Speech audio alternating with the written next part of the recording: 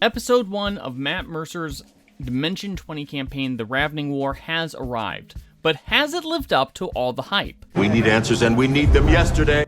We're breaking down the first episode of Dimension 20's newest season, The Ravening War, featuring Matt Mercer as the DM in a prequel to Brennan Lee Mulligan's beloved A Crown of Candy campaign. Now, there will be spoilers ahead, so if you haven't seen episode 1 yet, click away now if you want to avoid said spoilers. Make like a tree and get out of here. So, episode 1 of The Ravening War takes us back to the world of Calorum, 2 decades before the events of A Crown of Candy. Brennan's now a player in the game instead of the DM, alongside Zac Oyama, Lou Wilson, Anjali Bhimani, and Aabria Iyengar. Now, it's clear from the start that this game is going to have some serious stakes, and it's also going to be absolutely hilarious in parts. 3 of the 5 members of the cast are professional comedians, and it really shows early on in the episode as Matt kind of struggles to rein in the chaos, especially with Lou and Brennan sitting next to each other. Now, when we finally do get on track, we find out that this is a story centered around Lady Amango, who is the widowed queen of Vegetania. Now, Lady Amango is played by Anjali Bhimani, and her political power and her right to rule is being questioned after the death of her husband before they had conceived an heir. Alongside her is Brennan's bishop, Rafael Sharlock, a radish-headed chaplain and advisor to the queen, who plays his role as a doddering old man perhaps a little too well, and Abria's Carna Solara, a young chili pepper who acts as a confidant and spy master to the queen. They are heading to a meeting of the world's great nations and alliances in the city of Comida to celebrate Saint Agamir. And on a different stretch of road, we're introduced to Lou's character, D'Alessandro Katzon, who is one of the leaders of a newer alliance called the Pulpe.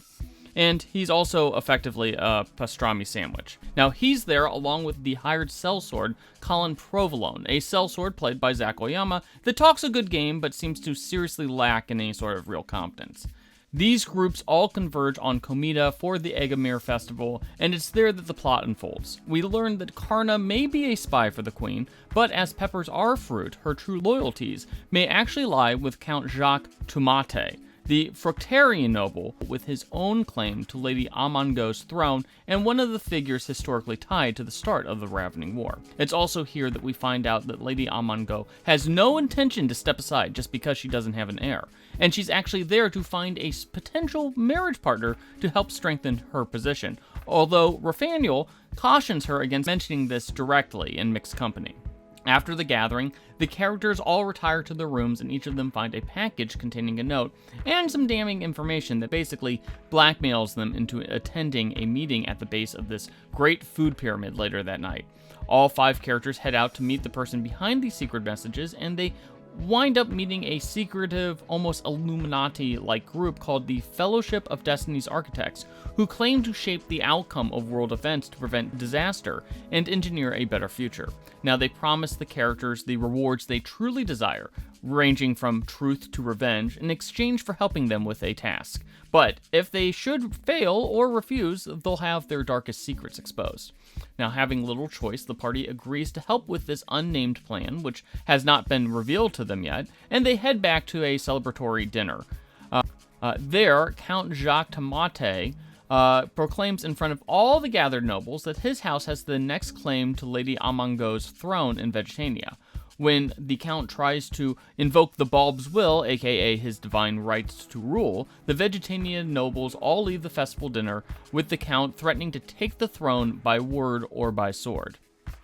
Then, we get a series of time jumps as the war begins, with the Count and the Fructarians taking over Vegetanian towns, which triggers a series of treaties and alliances that spark even more wars, until 2 years later, the entire continent is completely embroiled in a conflict that would come to be called the Ravening War, and that's where our episode ends. We asked if the Ravening War had lived up to the hype at the start of this video, and after having watched through all the chaos and insanity, and the beginnings of some serious intrigue and dark secrets, we have to say that it absolutely delivered on the humor and the intrigue, while maybe being a bit more chaotic with Matt struggling to rein in the absurdity of Aabria, Brennan, Lou, and Zac all going off the rails at points. But if he can bring those A Crown of Candy-style dangerous stakes to the next episode, this could be a Dimension 20 campaign that we'll be talking about for years to come.